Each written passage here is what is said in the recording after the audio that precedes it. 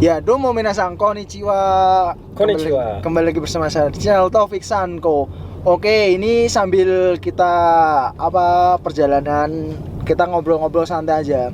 Ini bahas tentang SIM Jepang ya. Ini dengar-dengar Bang Yasir pernah cerita, pernah ngomong dia katanya dulu pakai SIM Indonesia dikokang di sini diganti, maksudnya SIM Indonesia dirubah menjadi SIM Jepang. Dan bisa naik mobil di Jepang kayak begitu. Soalnya apa? Di Jepang nggak berlaku SIM internasional pun nggak berlaku. Harus diperbarui ya. Ya, jadi di Indonesia di Jepang ini dia tidak berlaku SIM dari negara manapun, ya. Internasional Ya, juga kan? Tidak berlaku. Jadi di sini istilahnya kirikai namanya ya, kirikai. Nah, di sini ada beberapa cara dan step-step untuk melakukan penggantian SIM di Jepang. Berarti termasuk SIM Indonesia itu harus dikirikai dulu sebelum bisa naik mobil Jepang kan, Bang? Benar sekali, harus dapat dulu SIM Jepang. Jadi kalau kita tidak punya SIM Indonesia, itu bukan kirikai namanya ya. Jadi itu kalau kita pengen SIM Jepang, kita harus mengambil pendidikan dulu minimal itu 3 bulan. 3 bulan. Dan biayanya sekitar berapa, Bang? Kalau buat SIM yang sekolah dulu? Oke, itu biayanya sekitar 30 atau 60 aku denger 30 mangan ya, lebih kurang 30 mang. Oke guys, saya fokus ke jalan ya, jadi ya, saya ngomong aja. Ya, soalnya nggak mungkin apa-apa. jalannya kilok 9 ya. Oke. Nah, jadi lebih kurang 30 mang ya. Kalau untuk bikin SIM di Jepang. Yang bikin SIM itu yang baru kan? Bukan kirikai ya. Yang bukan penggantian SIM dari Indonesia. Nah, jadi kita ambil sekolahnya minimal 3 bulan. Nah, nanti di situ ada beberapa step-step pelajarannya itu tuh boleh dikatakan susah sekali ya. Karena yang bikin mendok saya di situ itu adalah ngikutin kelasnya.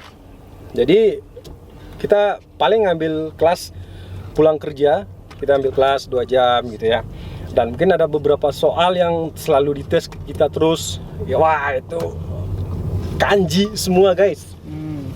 Berarti harus tahu kanji, harus tahu intinya harus tahu bahasa Jepang seperti itu. Pokoknya ngambil SIM di Jepang dan orang Jepang sendiri itu banyak yang gagal. Susahnya benar-benar ya. Nah, jadi kita beruntung juga sebagai orang asing di sini dan bisa melakukan pergantian SIM. Langkah pertama kita menggunakan SIM Indonesia dan kita bawa ke JAF. JAF itu adalah Japan Automotive Foundation. Ya. Jadi JAF, FF Fanta. Jadi kita bawa ke sana. Jadi JAF tersebut mentranslate SIM Indonesia ke bahasa Jepang, baik tergantung dari negara mana gitu ya. Ditranslate oleh JAF itu nggak tahu ya sekarang berapa itu. Itu nggak salah dulu saya sendiri itu 3.000 yen. 3.000 yen itu sekitar 400 ribuan. Ya, tergantung kurs saat itu ya. Rupiah. Waduh, jalannya. Ini jalannya ya. Ini jalan sambil jalan seperti ini aku ngetes dia juga. Dia punya SIM Gold tapi kalau nggak bisa ngomong ya nggak tahu. Bukan, nggak bisa fokus gimana gitu ya. Oke, mungkin ada yang pro kontra ya. Gila lo bikin konten lagi nyetir di jalan seperti itu gitu. Ya maaf tapi sekali lagi maaf ya. Tapi ini pelan gitu. Alhamdulillah, insyaallah ada safety gitu. Oke. Nah, jadi sudah kita datang ke JAF, nanti JAF memberikan arahan formulir sudah ditranslate ke bahasa. Ada translatornya di situ, Bang. Ya. Jadi SIM kita tuh ditranslate ke bahasa Jepang dengan kertas lembar dan itu resmi dari JAF. Nah, kita dikasih petunjuk kita domisili di mana gitu loh. Kita berdomisili di daerah mana dan di situ tuh dikasih tahu tempat Menkyo Sentanya, tempat pembikinan SIM-nya gitu ya. Kalau di kita itu Samsat. Ya, kalau di Samsat. Nah, jadi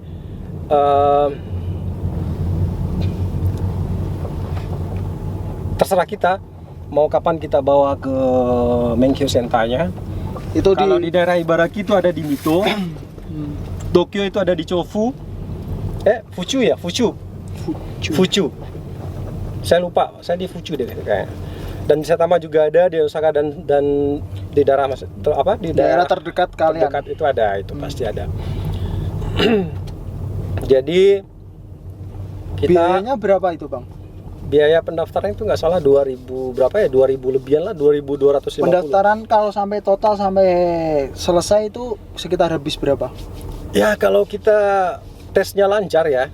Ya sekali lah ibaratnya di itu nggak cukup Ichimang loh, nggak cukup 10.000 yen loh. Nggak cukup 10.000 yen. Sekitar berapa? Sampai nggak 5 mangan? Oh enggak sampai. Berarti masih 10.000 yen nggak cukup, Ichimang nggak cukup. Ya berarti 20.000. 20.000 nggak cukup. Nggak, Ichimang aja nggak cukup loh. Maksudnya tuh nggak sampai gitu. Nggak sampai, nggak cukup, ngomongnya nggak cukup sih. Nah, ulang lagi. ulang. Nggak apa-apa. Jadi untuk biayanya itu nggak sampai Ichimang. Nggak sampai Ichimang ya. Nggak sampai 1 juta berarti ya, Bang? Enggak.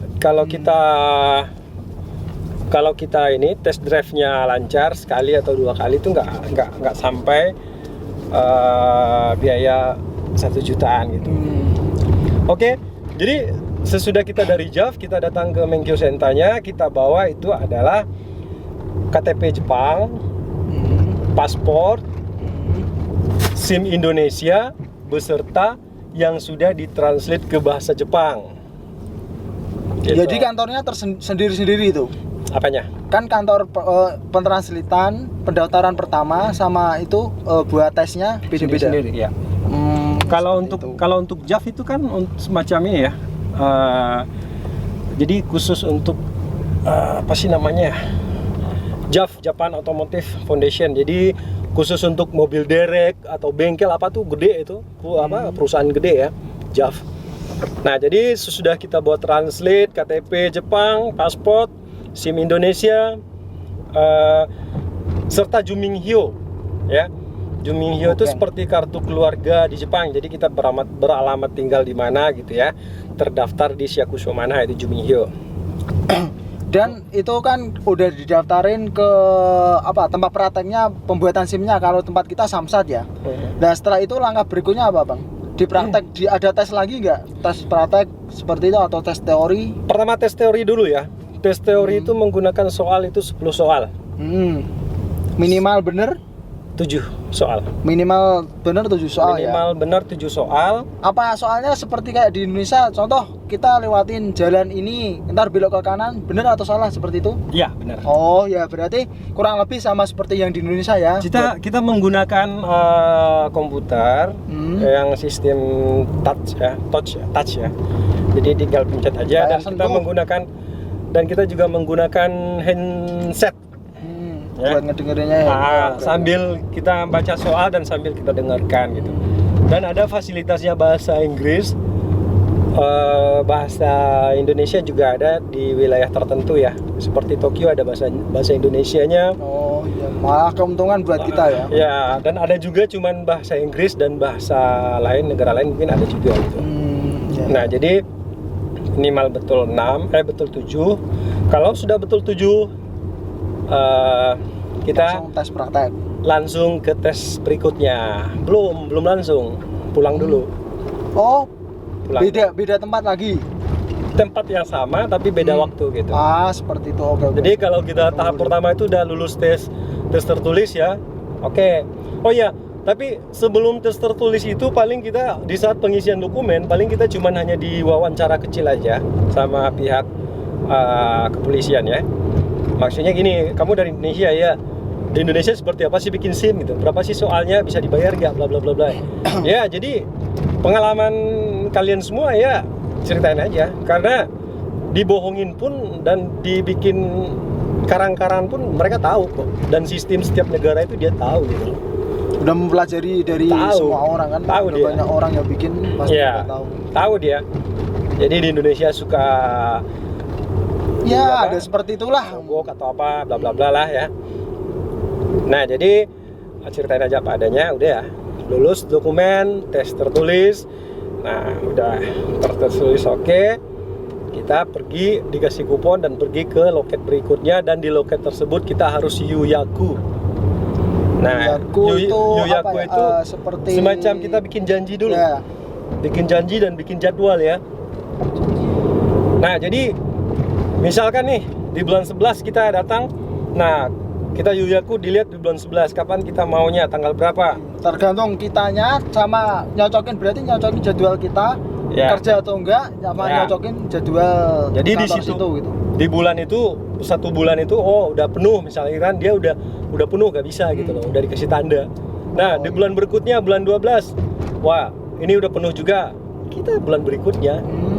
Nah, ya. jadi di bulan berapa yang kosong, ada tanggal berapa kosong, disesuaikan dengan jadwal kita. Itu aja.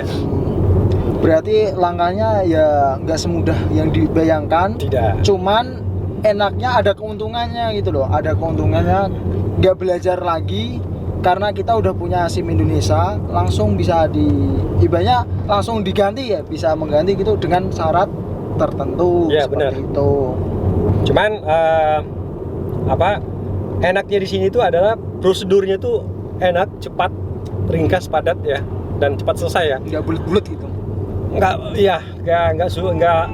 bikin susah ya. Tapi yang bikin mendoksainya itu adalah, yang bikin kita susah menyesuaikan itu adalah waktu kerja gitu loh. Ya. Soalnya waktu kerja, harus minta izin, harus ambil UQ, harus minta kerja setengah hari atau apalah. Wah, itu tuh Ya apalagi kalau enak yang banget gitu. nggak sekali lulus itu kan Bang, yang susah. Iya. Kan ada yang 5 kali 10 kali kan. Wah, ada. Pasti ada.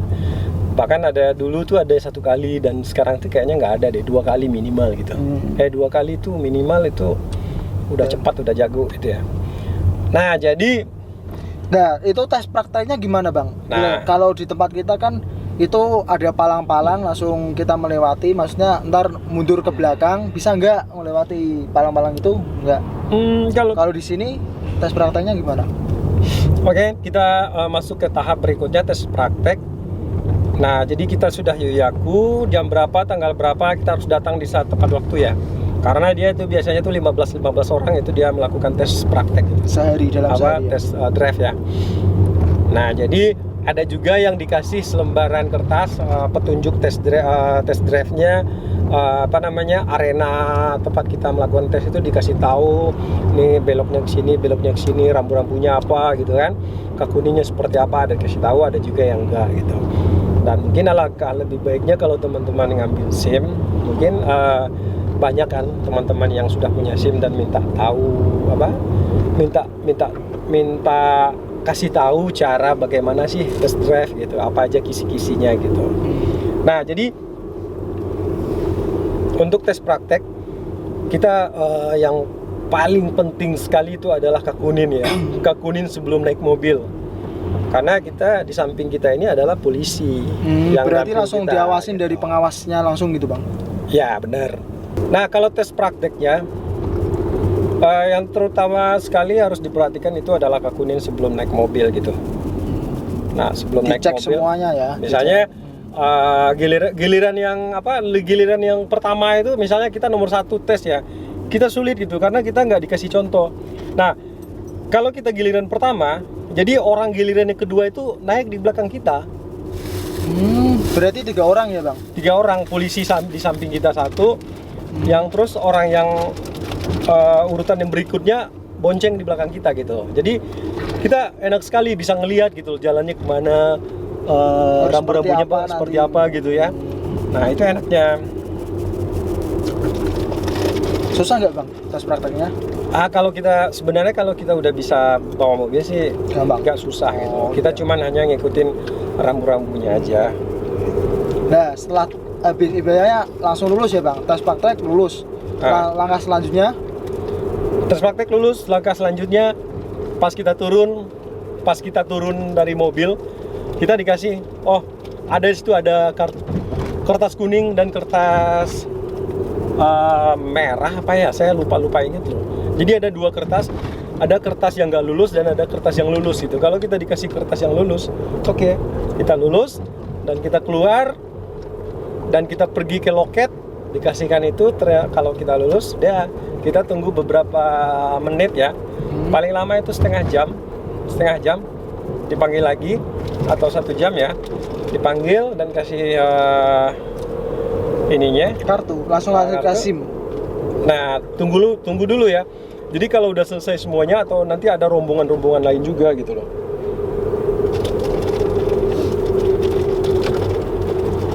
Ada rombongan-rombongan lain juga, jadi udah SIM kita jadi, dipanggil satu-satu.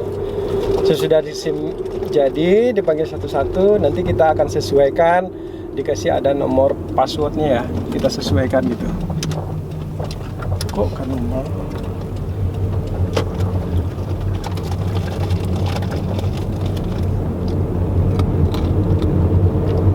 Nah, terus pulang, nikmatilah Udah punya SIM. mengendara di Jepang, dan hati-hati. Ya. Tapi ada syarat-syarat tertentu nggak bang? Maksudnya mobil yang kapasitas berapa cc Gini, dan gelombang SIM-nya seperti apa? Gitu. gini ya. Pertamanya gini, kalau kita di Jepang ini ada 2 pilihan untuk melakukan tes drive atau pengambilan SIM. Pertama, kalau kita mau ngambil otomatis, jadi kita di Jepang itu hanya bisa menggunakan mobil matic, ya, tidak boleh menggunakan mobil kopling. Berarti itu nggak satu SIM langsung? Enggak. Tapi kalau kita mengambil SIM yang jenisnya manual, kita bisa menggunakan dua-duanya. Kita bisa menggunakan manual.